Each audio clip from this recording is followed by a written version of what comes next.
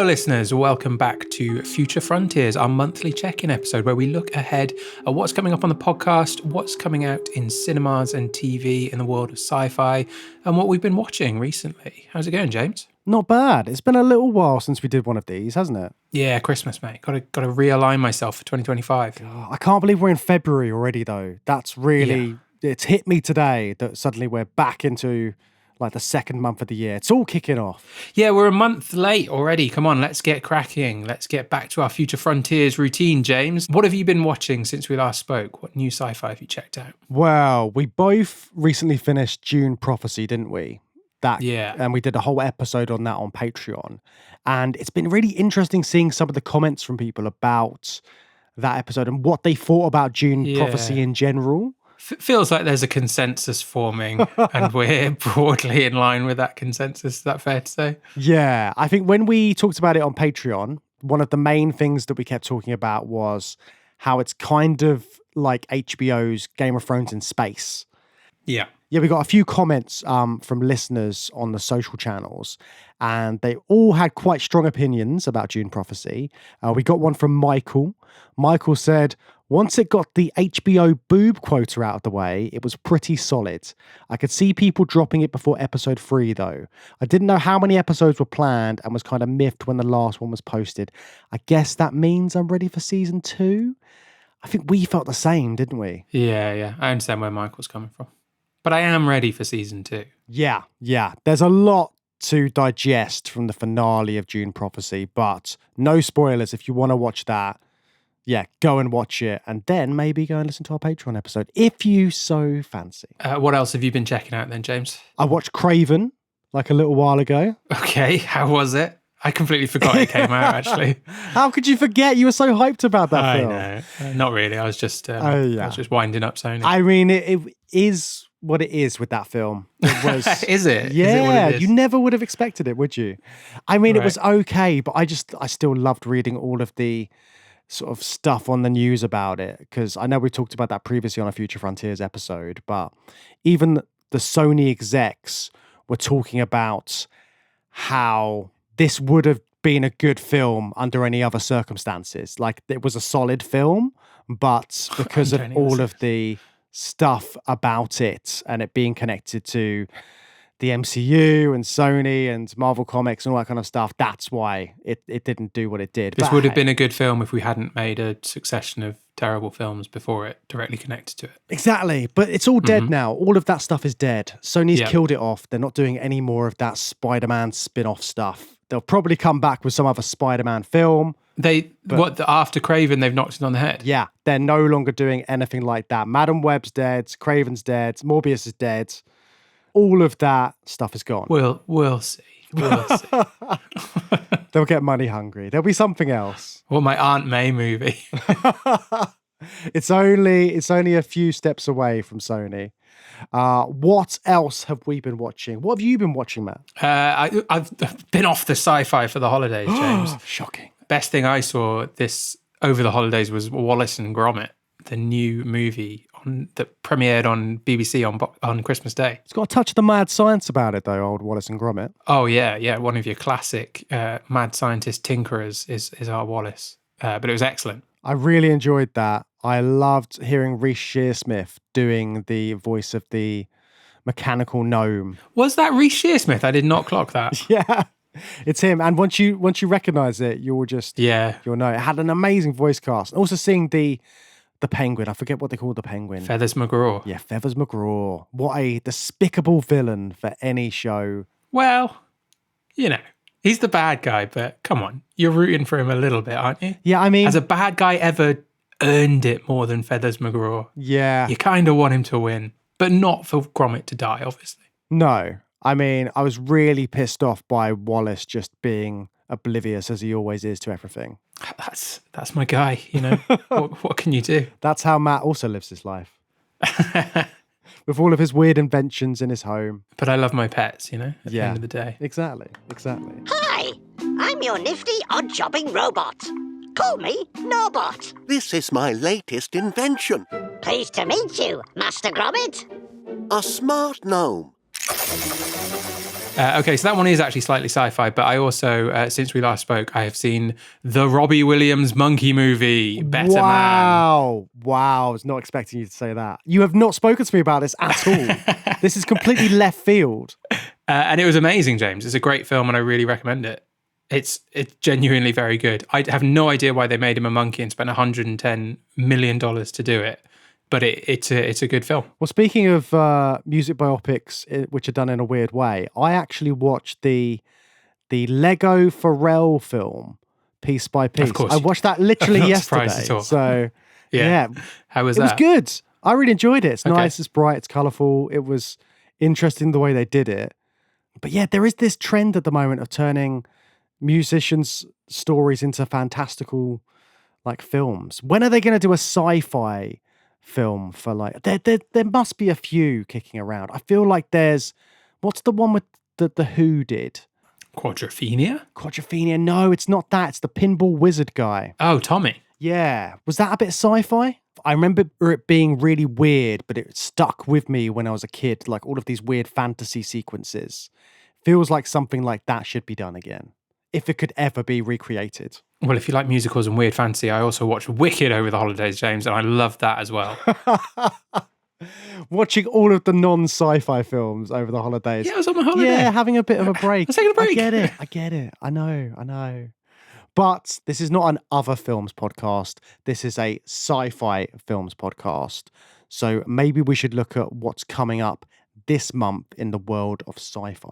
Yes, let's get on with the new sci-fi releases. So this is our February edition, but at the very tail end of January, Star Trek Section 31 came out, a TV movie spin-off from Star Trek Discovery, featuring Philippa Georgiou, Michelle Yeoh's character from the evil alternate universe in Star Trek Discovery. She joins Section 31. I think that like the early years of Section 31 in Star Trek Discovery's timeline. Remind me and maybe some of our less Trek literate listeners what Section 31 was again. Oh, Section 31 is like the kind of morally grey or erring on the side of morally pretty nasty wing of the Federation or of Starfleet. First introduced in Deep Space Nine, the brilliant and morally grey Star Trek series. Yeah, they kind of do all the spy work and all of the kind of black ops work that your utopian Federation might not publicly want to admit to. Section 31 is there to handle that. And when your noble Starfleet characters find out about them, they tend to break their brain a little bit in Star Trek TV shows because they shouldn't really exist. Now, this all feels like something which I would want to watch, like seeing the bad side of Star Trek. But I imagine there's a lot of like Star Trek fans which might find this a bit difficult because it's so utopian, Star Trek. So looking at the sort of underbelly of the Federation might be a little bit problematic for some people. I'm saying that to say this, that on the reviews, it's got quite low scores. I don't know. I mean, I would be up for that concept. I think Section 31 was a great addition to Deep Space Nine in particular, and the kind of war plot arc that went on, and that was all under Ronald D. Moore, the brilliant Ronald D. Moore. This is kind of filtered through the Star Trek Discovery lens, which I'm not a huge fan of, and I haven't seen it yet. I will check it out, but the trailer, to be honest, looks a little bit on the silly side. It looks like a kind of silly action movie, which, again, I'm not against, but I don't think it's maybe... It doesn't look like it's capitalizing on the most interesting aspects of Section 31, but I might be wrong. So this is already out on Paramount Plus at the moment. There's a customer hoping for a word with you. Bring him. What are you doing in my space station? I'm giving you a chance to get back in on the action on a galactic scale. What a cute idea. The only way this works is if I know exactly what I'm dealing with. We're facing a threat unlike anything Starfleet's ever seen. Billions of lives are at stake. gather your people. We're gonna need every one of them. 31 is a Black Ops division. Spy work. It's just a place for people to bend the rules. Starfleet is here to make sure no one commits murder. Whatever you believed your mission was, is worse than you thought. There's other stuff which has just come out in cinemas. One film in particular I'm very excited about. It's called Companion, and it came out on the 31st of January. This is from the creators of Barbarian. Now, have you seen Barbarian? Yes, I love Barbarian. I'm always wary of from the creators of and kind of vague labels like that. But this film does look excellent, and Barbarian was great fun. So, I'm definitely keen to check this one out. In all the trailers as well, it says like from the studio that brought you The Notebook, and then it's got quite horrendous stuff happening in the actual trailer. But I would recommend everyone to try and stay off the internet if you're interested in seeing this film, because I've already seen a few potential spoilers. But when that first teaser trailer came out, it told you very little. And I feel like this is the kind of film where you want to know as little as possible when you're going into the cinema to watch it. But I do have a feeling it's got a bit of a sci-fi tinge to it. Yes, yeah, it looks great. It looks really fun. Yeah, just in the same way that The Barbarian had a lot of twists and turns in that film, I feel like this one will take you on a bit of a ride. So yeah, Companion, out now in cinemas, another one to watch in the realms of sci-fi. I know it's going to sound cheesy, but the moment we locked eyes,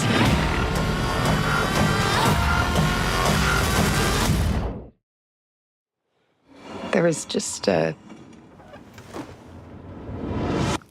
spark.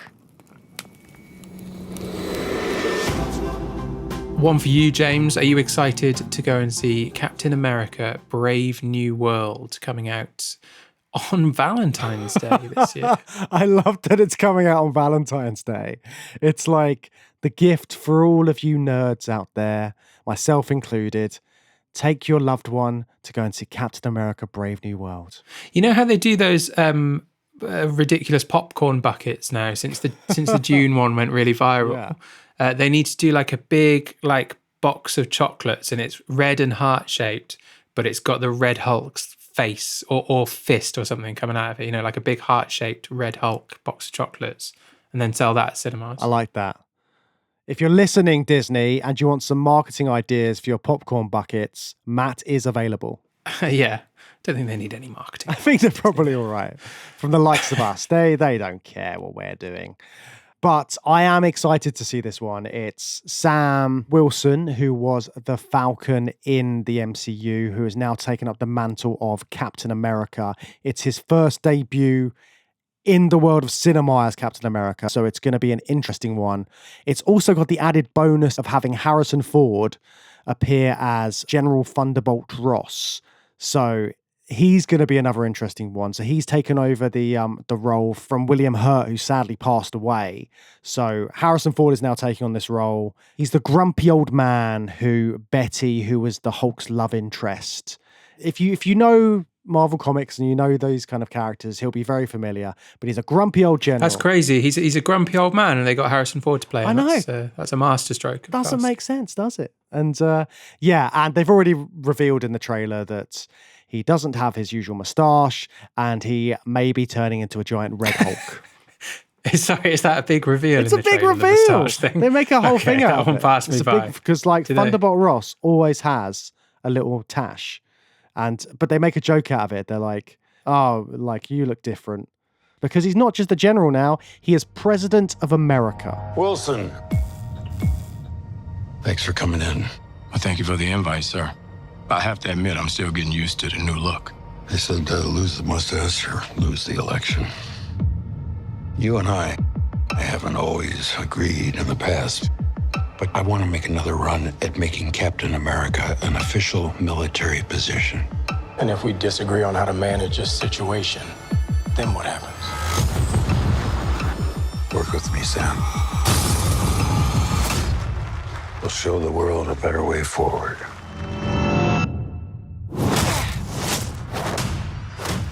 I'm not that interested in this one, as you know. I've got the superhero fatigue that everybody's been talking about since we all had COVID. But I think in particular are you this comparing one, superhero fatigue to COVID. Is that what you're saying? I think it's a symptom of long COVID that many of us are suffering from. But I think this one in particular is nudging me away from the MCU dominance, just because I haven't watched Falcon and the Winter Soldier. So I have no idea what's going on in Sam Wilson's world. So I feel a little bit out of the Captain America sub-franchise of the MCU. And I'm not like that motivated to get back on board. Much as I'd love to see, a big Harrison Ford punching people. Sounds great fun. But I think this might be a jumping off point for me for the MCU. Yeah, that's a fair point. I think a lot of people will probably feel the same, but it'll be interesting to see how many people are rushing to the cinema on Valentine's Day to watch a big red Harrison Ford. Yeah, be an interesting one. What else do we have coming up? Now onto a science fiction movie I'm extremely excited about, James. The Day the Earth Blew Up, a Looney Tunes movie. Porky and Daffy are our unlikely heroes and Earth's only hope when facing the threat of alien invasion. What do you think of that? Alien invasion's got to be Marvin the Martian, hasn't it? Surely. You think he's involved? I mean, surely. It's Looney Tunes and it's an alien invasion and he's a Martian. I love Looney Tunes. Did you watch Looney Tunes Back in Action? Is that the one which had Brendan Fraser in? Yeah. Yeah. Yeah, Incredible absolutely stuff. mad. It's got loads of hidden sci-fi stuff in there. They've got Robbie the Robot, I think. They've got a mutant from This Island Earth. I think there's a Triffid in there as well from Day of the Triffids. It's got treat for you. Yeah, exactly. Love Day of the Triffids. So yeah, they do lots of like, there's like a whole scene which is kind of like homages of loads of old sci-fi films, which is cool. Yeah, I'm excited about this one. I love the Looney Tunes, my favourite of all the cartoons. So I'm always happy to see a Looney Tunes movie. There was like a Wile E. Coyote movie that got axed a couple of years ago, wasn't there? It just got deleted from existence, like the Batgirl movie. It was in that period of Warner Brothers executives just going absolutely crazy with their decision making and cancelling complete projects. And supposedly this Coyote movie was amazing, like really, really funny. And they just went, put it in the bin. But I'm happy to see another Looney Tunes movie actually making it to cinemas. And I'm really excited to watch this. And I'm sure there's going to be loads of fun little sci-fi jokes for nerds like us. Do you think it will have a Planet of the Apes ending where it all blows up at the end? Like, it's called The Day the Earth Blew Up. Yeah. Surely is it going to blow up or is it not? Yeah. The title is promising something that it needs to deliver on, isn't it? Would it be time travel? Yeah. I think they'll do a Superman fly around the Earth really, really fast. I like it. Porky and Daffy teaming up as well. It's going to be an interesting one. So yeah, that's in cinemas as well on February 28th. For generations, you laughed with them. You cried with them and watched them grow. In 2025, they're coming to the big screen like never before. Daffy. Oh, sorry.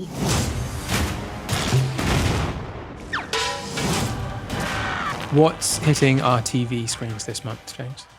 Well, I've been watching it. I know you haven't yet because you're waiting for more episodes to come out. But Severance Series 2, oh man, I've been waiting so long. We've all been waiting so long for this. Yeah, very excited for a second season of Severance. We re-released our Patreon episode and we put it on the main feed, didn't we, of season 1 just before this started. And I'm really excited for this. I'm holding off because I don't want to wait week after week for the whole season. So I'm going to drop in about halfway through, I think, and catch up and watch the ending with everybody else. But yeah, we've got to find out what's happening to all those innies and all those outies and their dead wives. I think we're about 3 or 4 episodes in at this point as this podcast episode comes out. And yeah, I can't wait to talk to you about it because there's some shit going on. Yeah, we'll put out an episode on Patreon, won't we? Once season 2 ends. Did you see all of the marketing stuff they did? Yeah, where was it? Times Square or Grand Central? Or I think they were in Grand Central and they literally had the whole cast in Grand Central Station and they'd made a little office like they have in Severance and were just doing their day-to-day thing. Yeah, great bit of marketing. Yeah, and also like there's been loads of interviews and fans of Severance will sort of like know some of these things that have come out. But Ben Stiller, who's one of the people involved in making it, who's one of the creative minds behind it, he said in an interview, which has driven me mad, and I can't tell if he's trolling everyone or not, but he says, like, they go through all of these theories in these series of interviews online, and like some of them are crazy. Like one of these weird theories about Severance is that the goats are actually there and they become grown Milcheks, who's like one of the office supervisors. Weird stuff like that. They go through all of these crazy theories. But at the end, there's a little teaser, and Ben Stiller says, I'm surprised no one has mentioned anything about what's in Mark's tray. And I was like, what? And now I'm just obsessed with finding out. But I can't tell if he's trolling me or not, because it's the kind of thing that you do. You'd be like, yeah, well, what about this little thing? And it could mean absolutely nothing. But And what have you looked up what is in Mark's tray? Yeah, I've got a few theories, but I'll leave that for an episode until you've caught up. But yeah, I recommend, if you're a fan of Severance, look up those interviews online, because they will drive you mad. And you also get a few laughs out of the mad theories. It's interesting that nobody's ever talked about Mark's locker tray and the things that are in Mark's locker tray. I'm not going to say too much. Nice. What else is gracing our screens this month? Some more stuff to add to your superhero long COVID fatigue. We have Your Friendly Neighborhood Spider-Man on Disney Plus, and that's recently come out. It's an animated series. So you know they did X-Men 97. So everyone thought they were going to do like an old Spider-Man 90s version. They're going to sort of revamp that. They went the opposite direction, and they've done this new series, which is kind of celebrating the character's early comic book roots a bit more. And it's got a kind of different kind of animation style to it. But I think all of that is harking back to those old comic books. But it's set in an alternative timeline from the one in the MCU, which makes things confusing yet again. Guys, can we just have one timeline for everything? It's too much for anyone to handle. And yeah, there's lots of characters that you'll know from like the Spider-Man stories and things like that, but all with different twists and things along those lines. So that is out on Disney Plus at the moment. I'm kind of up for this. I actually think this is a decent use of the MCU multiverse thing that they've been doing. I think the multiverse saga is a bit tiresome, and they're all in a mess about it because of what happened with Kang off screen and on screen as well. But just kind of using it to be like, this is like a different thing. You don't need to have seen anything. We're just doing like a fun cartoon. You know who Spider-Man is, but you don't need to have seen anything. I think that's decent. Just have a little reset, and this is just a fun cartoon, and it doesn't have so much baggage. And yeah, I'm sure there's plenty of like references and stuff, but no real baggage or homework to do before watching the show. I actually think that's a really good shout and a good use of their multiverse. So if they can kind of stick the landing of that and retro vibe, and also like copying the success of the Spider-Verse films without looking like they're copying the Spider-Verse films, if they can land all of that, they might have a real hit on their hands. We'll have to wait and see how that one goes down amongst fans. But yeah, that'll be an interesting one. And I think there is, like you said, there's something to be said for sort of quick hit series as well. Like something shorter. I don't know the exact length of the episodes on this, but that's something I'm always searching for. Like a quick 25-minute TV show, usually a comedy, could be like an animated show, just something that I can sort of pop on for 20 minutes when I've got like half an hour spare, and then stop and get on with my day. So I think there's stuff like that, which is always good to have in your rotation. Yeah, the people yearn for fun, James. We all yearn for fun. And we also yearn for German sci-fi AI TV series releasing on Netflix, surely. Yeah, you bloody love your German Netflix shows, don't you? Yeah, absolutely obsessed. Well, I mean, Dark's really good. That was German, wasn't it? Yeah, I think so. That's the only other one I can think of, but you loved it. Yes, I did love it. I can't believe you still haven't watched it, you absolute cretin. Yeah, it's becoming a real wedge in our friendship. It is. That's why I'm trying to shoehorn other German sci-fis in to try and get you addicted to them. Do I need to have seen Dark to appreciate Cassandra on Netflix? No, you do not. So Cassandra on Netflix, which is coming out very shortly, is about a old smart house that is awakened. And the AI helper Cassandra is there when this family move in. And it's about another sort of creepy AI in the background, but it's all sort of retro looking. I think this looks like it could be a lot of fun. Like Demon Seed. That's yeah. Yeah. Like Cassandra's got this really sort of like old school 50s TV head.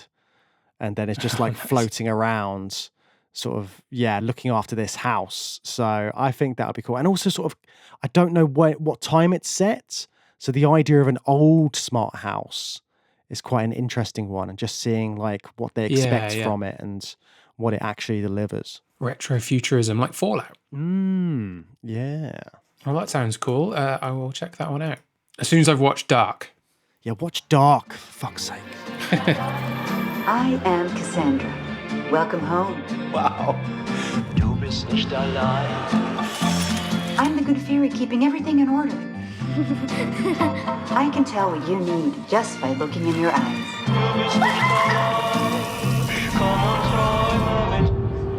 But don't forget, I am everywhere. Shall we dip into our mailbag, James, and see what our listeners have been saying to us?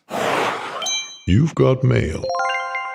Here's our first email, James. Chris Coombs from Australia wrote to us and said, you dropped a hint.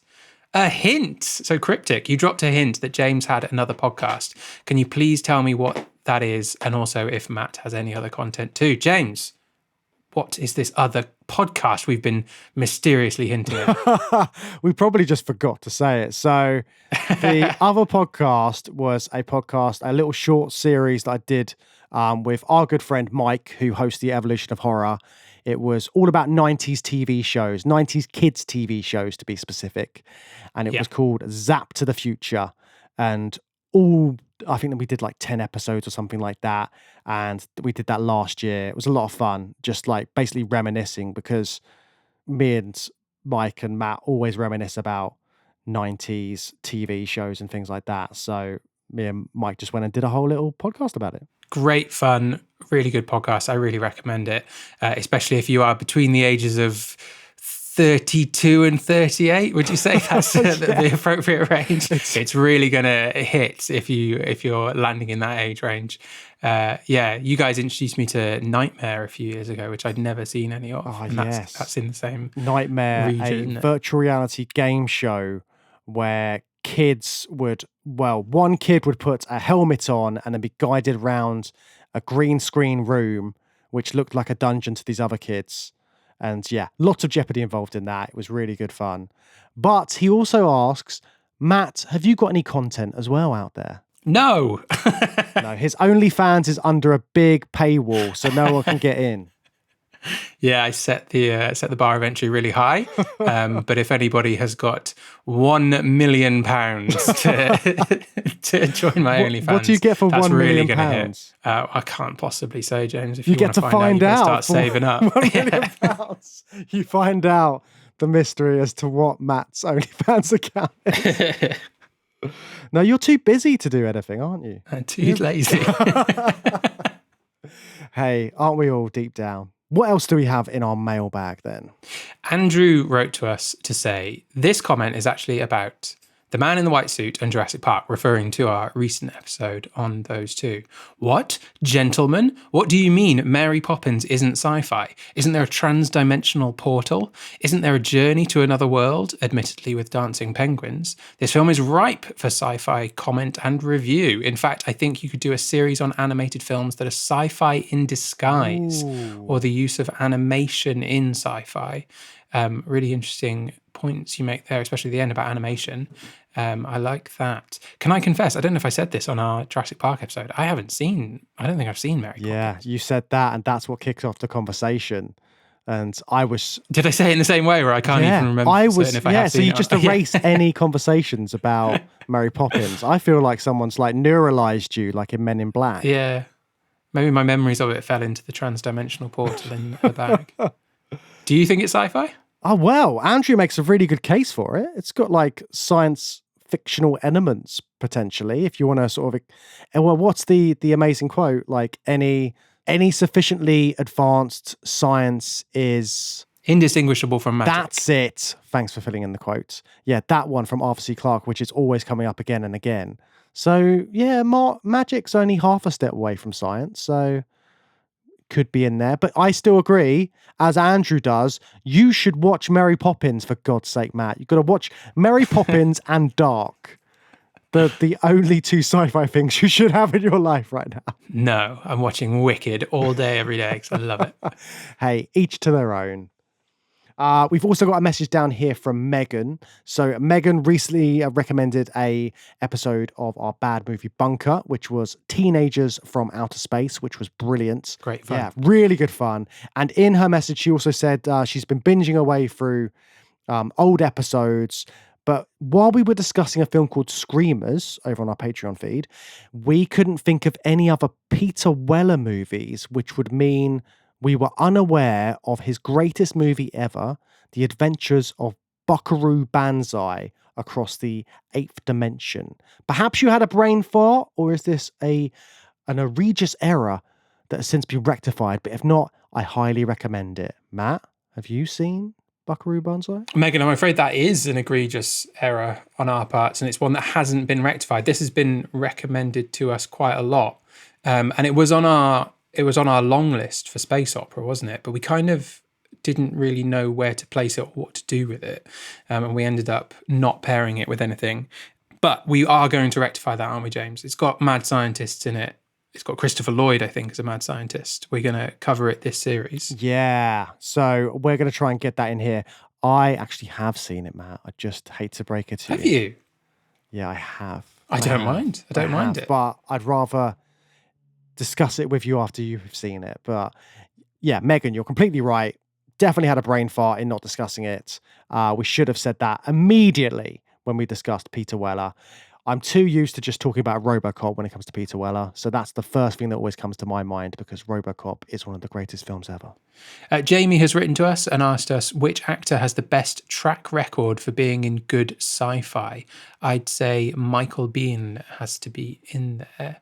So what's Michael Biehn been in? He's obviously in Terminator and Aliens. That's enough for me. And he's in The Abyss as well. So he's taken all the James Cameron boxes. Who do you think is the actor that has the best track record in good sci-fi films? There's quite a few. I think we covered Jurassic Park recently. Jeff Goldblum. He's been in Jurassic Park. He's been in The Fly. Nice. He's been in Independence Day. That's like a good trilogy of sci-fi. Maybe he's not like the most underrated sci-fi actor, but a good track record nonetheless. Yeah, he's got a good track record. I'm trying to think of who else. Can I offer a couple of left field suggestions for this? Please do. You know who I think of when I was thinking of this question?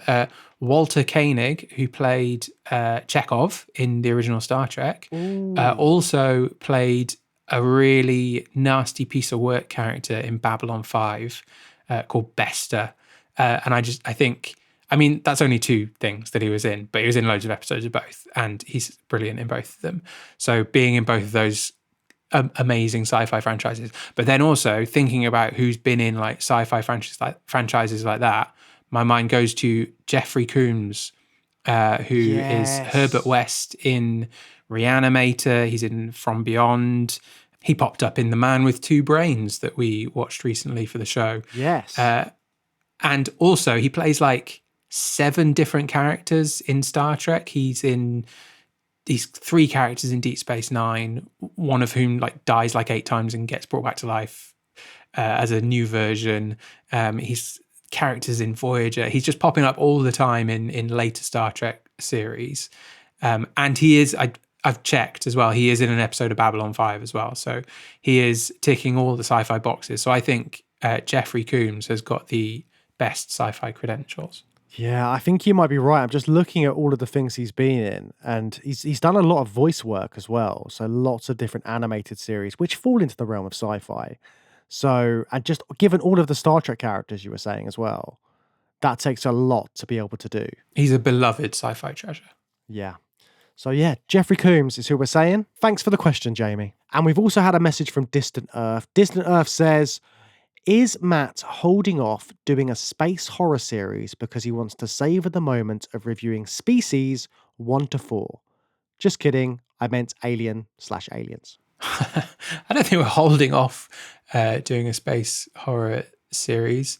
But to address the key component of this question, I'm absolutely looking forward to reviewing Species 1 to 4. I haven't seen any Species movies as an adult, and I'm curious to know what I think of them aged. now I'm no longer a teenager. Yeah. I remember really enjoying them when I saw them, but I don't know what they would be like. But yeah, Alien and Aliens, yeah, obviously. I feel like they're going to be really not great going Sexy? back. Oh, not great. Okay. I feel like there might be something. I feel like as a teenage boy, like in the 90s, yeah, maybe they haven't aged as well. I don't know. It's again, I've not revisited them since. They could be really good fun. But yeah, we'll have to wait. But yeah, Alien and Aliens, absolutely. Yeah, we're looking forward to talking about that when we get on to doing an Alien series. I mean, a part of that, to be completely honest, part of the fact we have not done an Alien series so far is we haven't quite worked out how we want to tackle it, right? Yeah, I mean, one of the things which keeps coming up is the idea that we'd do like one part as Alien Invasion and one part as Alien Worlds. Yeah, just to split aliens things coming up. here or aliens out there. Or another way of doing it is friendly aliens and then nasty aliens. Yeah, there's loads of different ways to attack it. So we'll be doing one of those series at some point, and then the other. Yeah, and equally, listeners, if you have any ideas of how you would like us to tackle the big alien in the room, aliens, just let us know. Should we talk about what's coming up on the podcast this month, James? What's on in February? Well, in February, the next thing up, which actually releases today, is our episode on The Wild Robot. We covered it a little bit on Future Frontiers a few months back when it first released, but we're finally covering it in depth over on Patreon. Yeah, it's out on streaming, so head on over to Patreon if you would like to hear us talk about that charming family movie about a friendly robot in the wild. Bringing up a goose. What more do you want? Do you need assistance?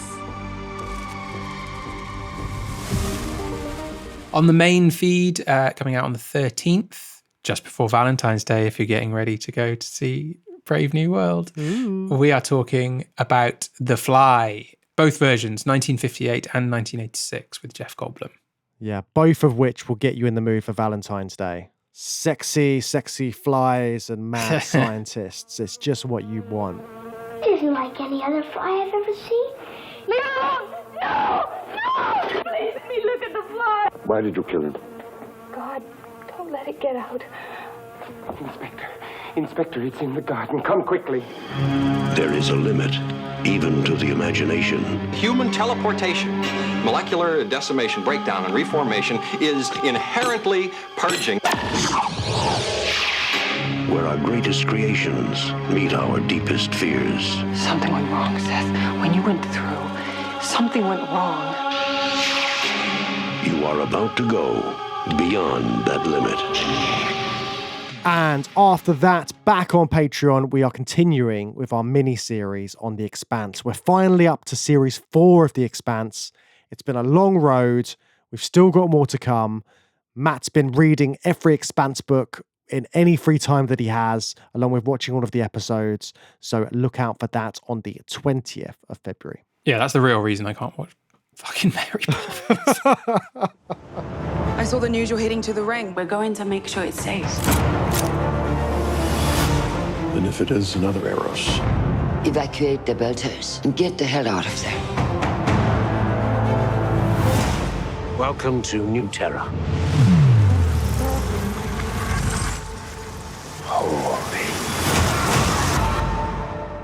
And then towards the end of the month, on the 27th, on the Mad Science series, I've already mentioned this just now when talking about Jeffrey Combs. We are watching The Brain That Wouldn't Die and The Man with Two Brains, films about mad scientists with brains and heads being kept alive. And Jeffrey Combs pops up. Yes, I reckon you could play a drinking game with that episode to how many times we say the word brain. Yeah. Oh, yeah. That could be fun or dangerous. for your brain. Fun or dangerous for your brain. Exactly. Thanks very much for joining us for this Future Frontiers episode of Journey Through Sci-Fi. Do subscribe to the podcast if you want to hear more of this. Yes, thanks again for joining us. And if you want to find us, we are all over the internet. We are all over social media. Just look up @Through Sci-Fi or @Through Sci-Fi Pod and you'll be able to find us. And you can also find our website at journeythroughsci-fi.com. Please do review the show and leave a comment. It's quick, it's easy, it's free, and it's really helpful for us and for new listeners to find us. Yes, I would like you to spam the comment section saying, Matt, please watch Mary Poppins immediately for this sci-fi podcast. It's not going to work. I'll just get back up. And if you want to support the show and get loads more episodes where we talk about stuff like, but not including Mary Poppins, head on over to patreon.com/Journey Through Sci-Fi, where you can sign up there for all our bonus content. That's it for today's episode. We'll be back soon.